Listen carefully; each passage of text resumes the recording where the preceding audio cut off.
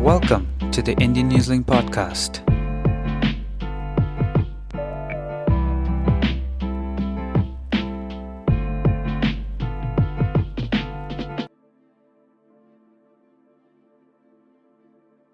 Today I have Professor Vijay Naidu with me. I am here in Fiji, in Suva, and Professor Naidu has gracefully agreed to be interviewed. Professor Naidu is professor at USP and has been there for a long time in the area of migrant and development. He's a migrant and development scholar. In the early years, he studied Girmit era and the impact on Girmitiers and emergence of Fiji as a multi-ethnic and multiracial society. In that early era, he wrote a book, Violence of Indenture in Fiji, and it was one of the first books that was put together before the vogue of Girmit era came. So, Professor Naidu, would you like to share the research you had done on this book, Violence of Indenture in Fiji? Thank you. The research was based on oral accounts of about 16 former Girmitiers, because oral history at that time was being used to both supplement as well as question written scholarly works, and that is what I tried to do. And what were your findings? Well, my findings were that the majority of the Girmitiers indicated that they were misled about the pay that they were going to receive in Fiji, the nature of the work that they were going to do. They were told that it won't be very difficult. Chini chalo, chaime, was one of the kind of things that the Arkatis and recruiters told them. And they also were told that it is not far from Fiji. It's somewhere in the Bay of Bengal, or in Malaysia, or someplace close by. And in addition to that, they were not told about the punishments, physical and prison, punishments that was part of the labor laws and immigration laws of Fiji at that time. Right. So just for our listeners' sake, those that don't know what Girmit is and what Girmitiers, do you just want to introduce that? Yes. When the first ship came and Yes. all that? Well, Girmit is basically means a contract, and so Girmit means contract laborers, and they were supposed to come to Fiji and work for 5 years, after which they could pay their own way back to India, or alternatively they stayed on for another 5 years and supposedly got a free passage back to India. So that was the arrangement, and they had no choice of employers. So Girmit, and they weren't informed of that. And as I mentioned, they were not informed about the details of the contract, which included corporal punishment, being slapped, kicked, and whipped with a chabuk, and also the fact that the indenture contracts could be extended for the period that they were away in prison. So none of this they were informed at, and they were not informed about the task work. And basically what it meant, instead of getting 1 shilling a day for men on average and 9 pence for women a day work, the majority of indentured laborers until very late, well into the early 20th century, did not receive the full amount of money each week. Gosh. So they earned, they worked from dawn to dusk, all the way from Monday to Saturday half day for what they earned. And so, these were very challenging times. So, so the first ship came, Leonidas, came to Fiji in the It came in 1879. 1879, and the last one came in 1916. 19, but arrived. According to the official record. Yes, but They arrived. in early 1970. But the museum archives sort of show that arrived in Fiji in 1917. So, so the Girmitiers are here for about 39 years. Easily. Yeah, so they started, so there potentially could have been a whole generation that had come, Yes. served Girmit, Yes. and died even Yes. before the Girmit actually finished. Yes. So this concept of blackbirding is something you've just mentioned, where they were deceived to come. Did those that you interviewed give how that came about? Well, let me just go back to the term blackbirding. Blackbirding is actually referred to with the early periods of the Pacific labor migration, when Solomon Islanders, New Vanuatu, and Kiribati were deceived and put under the hedge of the ships and brought to Fiji and Queensland to work in the plantations. And they had an extremely hard time in the country. And according to Ken Gillian, one of the earliest writers on Girmit, they died like flies in the 1880s.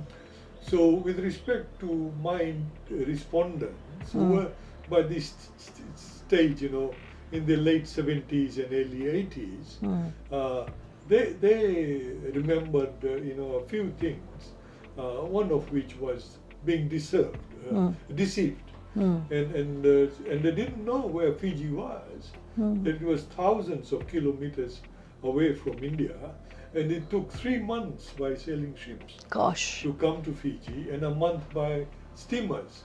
So it was quite a horrendously long journey for people who came from the Gangetic Plains, Uttar Pradesh, Bihar, and the Madras region.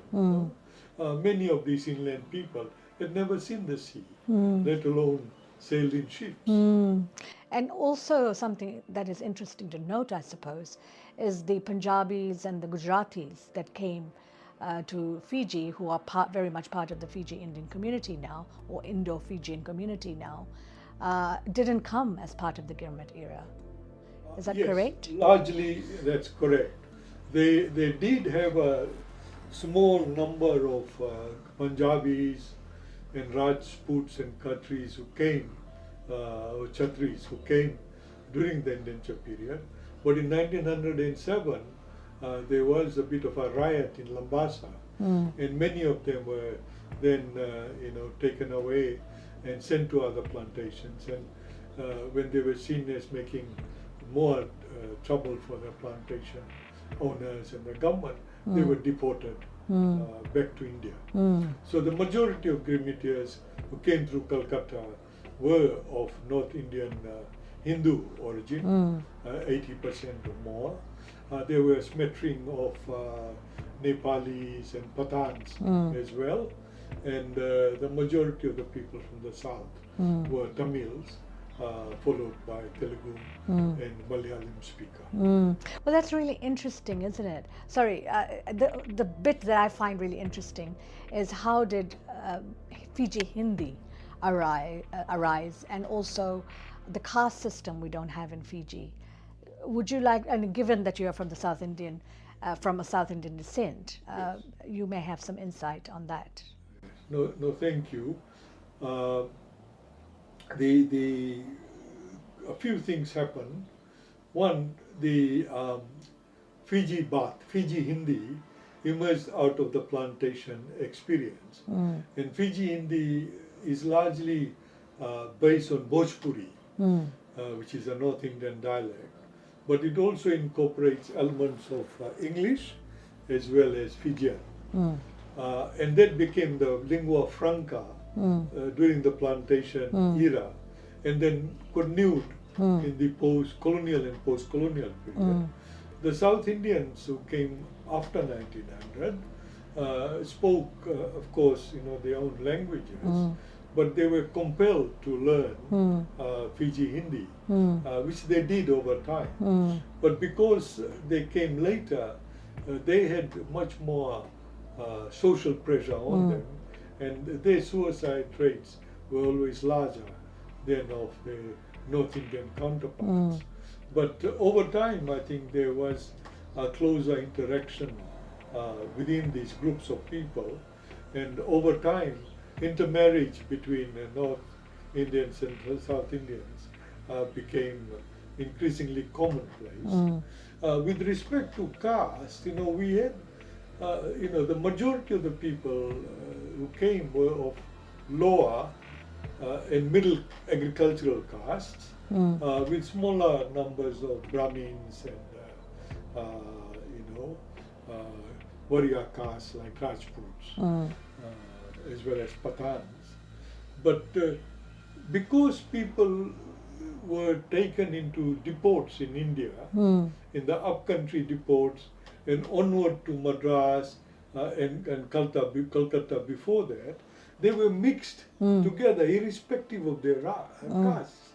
And see, in the caste system, you were not to eat food cooked by people of lower castes. You were not to have commensal relationships with them. And so all of that began to disintegrate in those depots.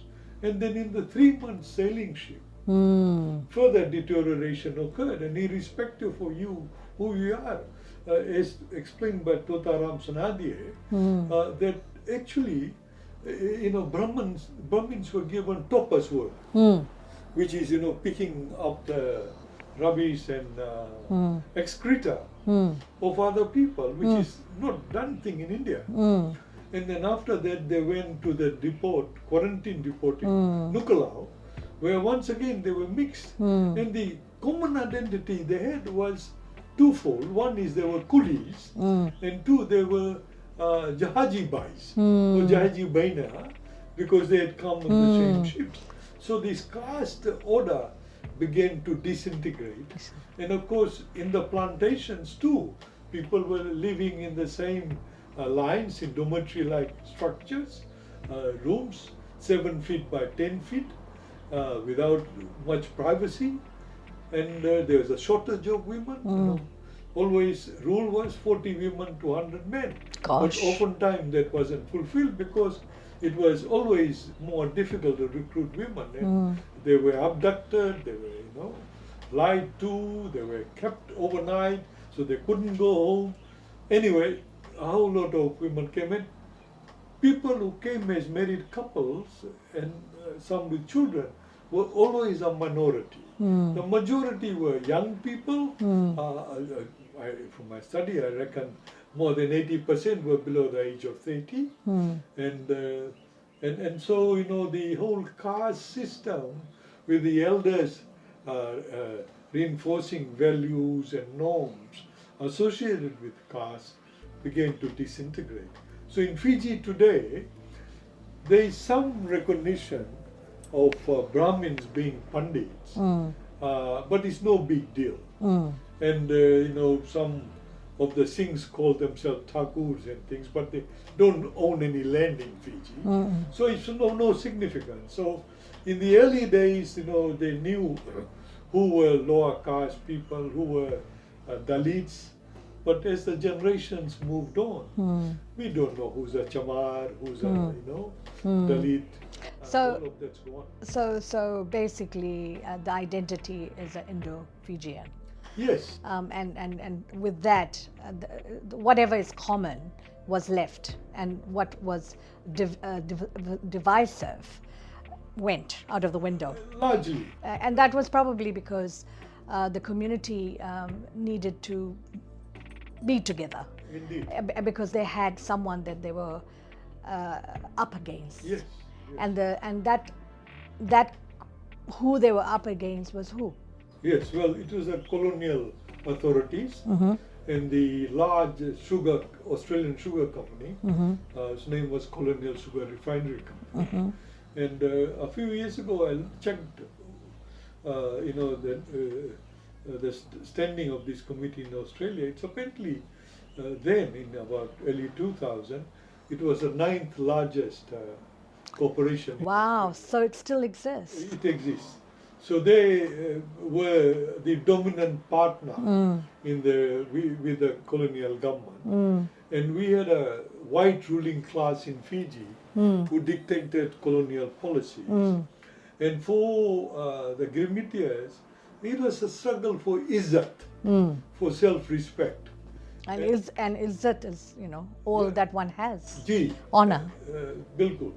And so the net effect of that was that, post-Girmit, the Indian migrants and the Indo-Fijian descendants had to struggle for basic rights of being British subjects in a British colony. So there was discrimination against them during Girmit and post-Girmit. So, for example, they lived in segregated former Kuli settlements. They also were denied education by the colonial authorities.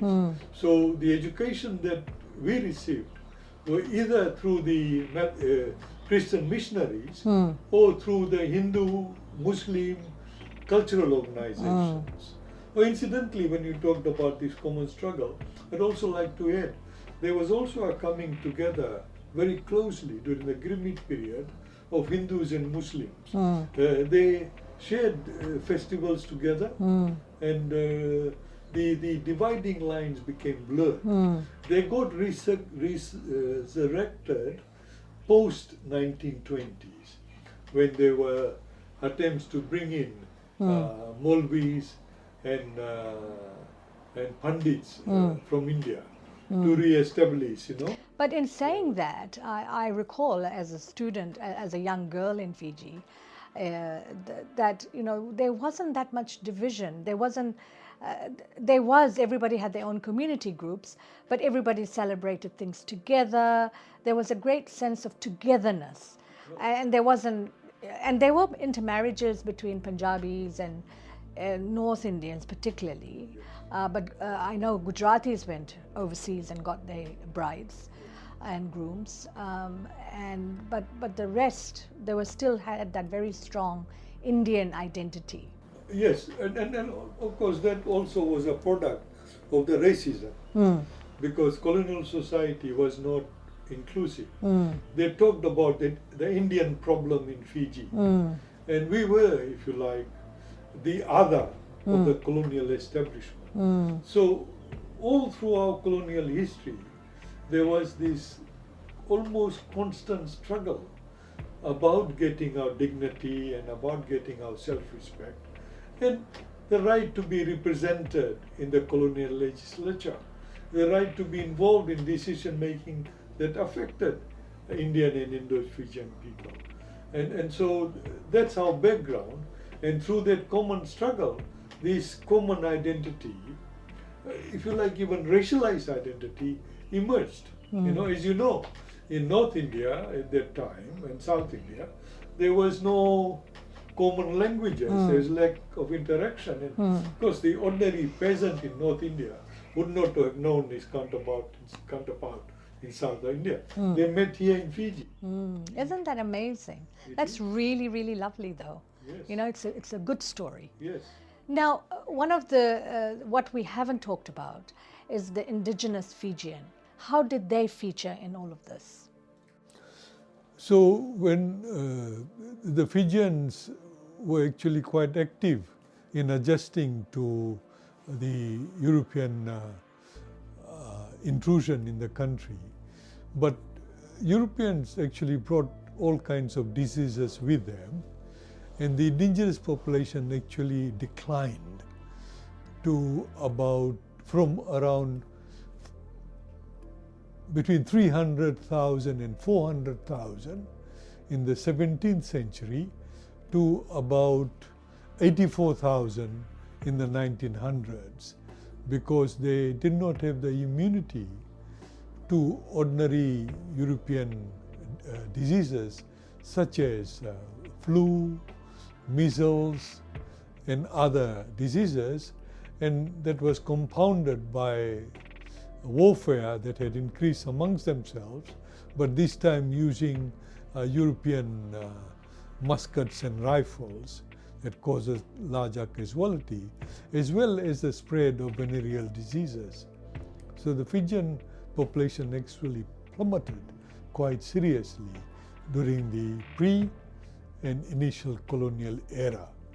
So indigenous Fijians, the first governors saw them as a race of people who were likely to become extinct. And so he tried to adopt policies where the indigenous Fijian tribal structure and rule by chiefs was continued. So a system of indirect rule was established. But interestingly enough, the chiefs were not asked about Indian labor migrants.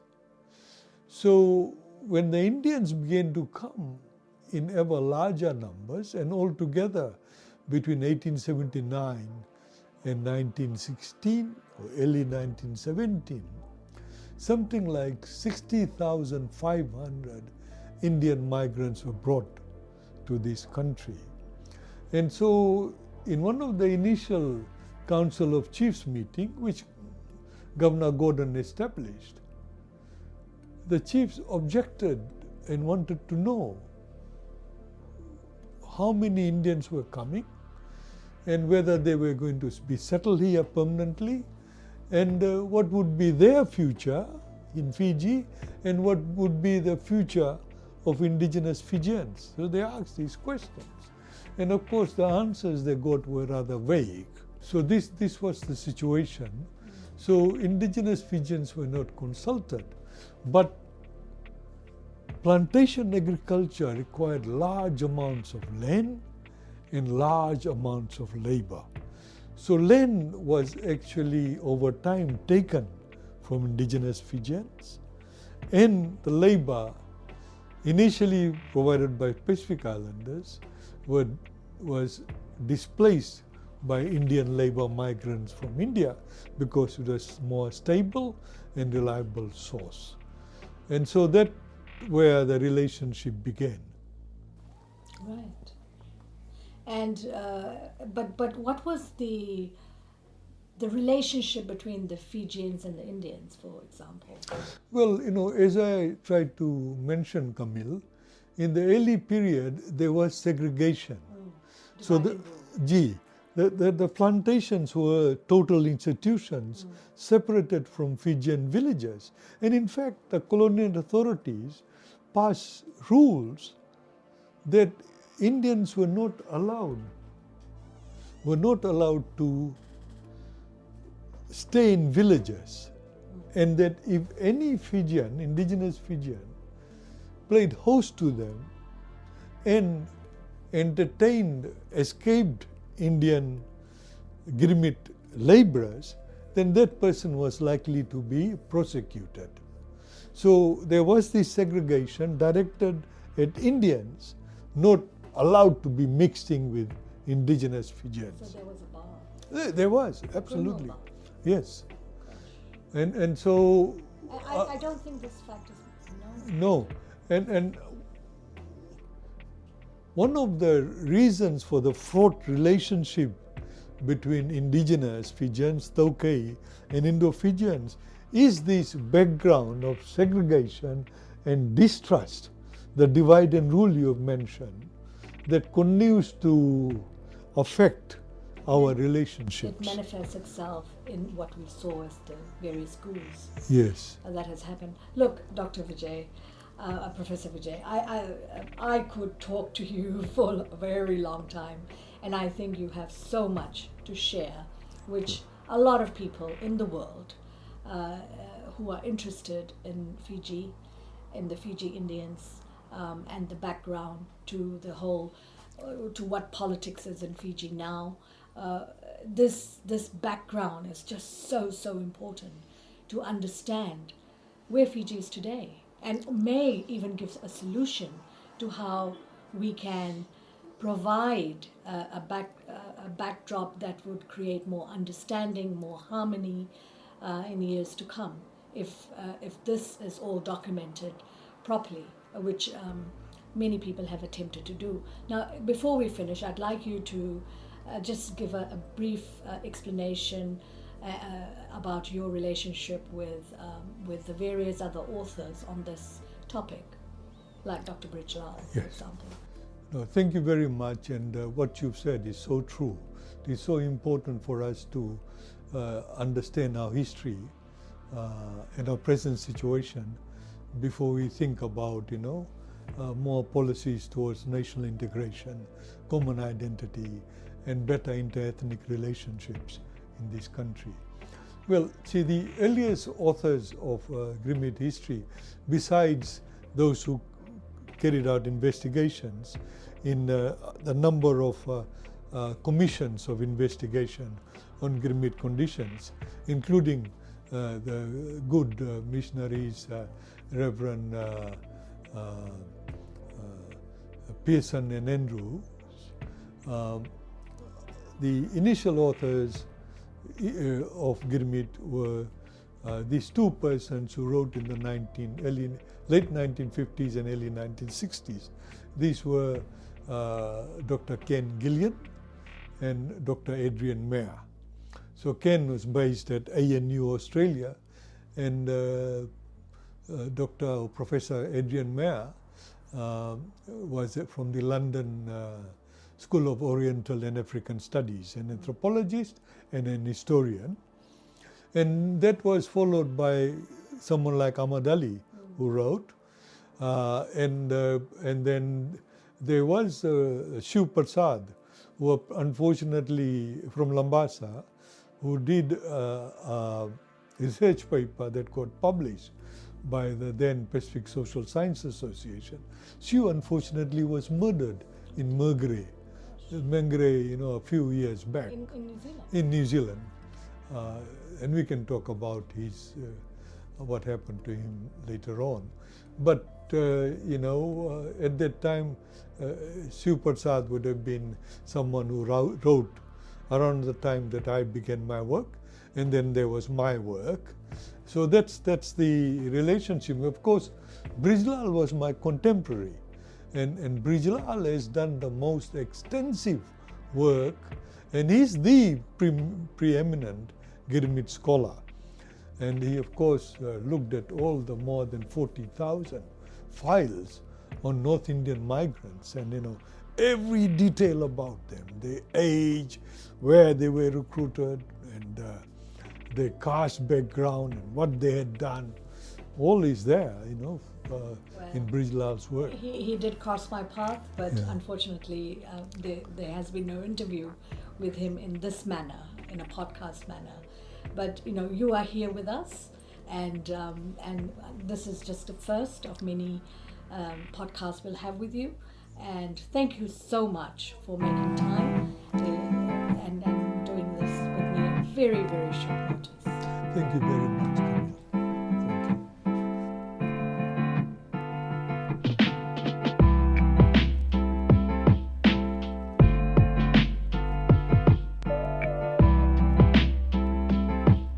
Thank you for listening to the Indian Newsling podcast.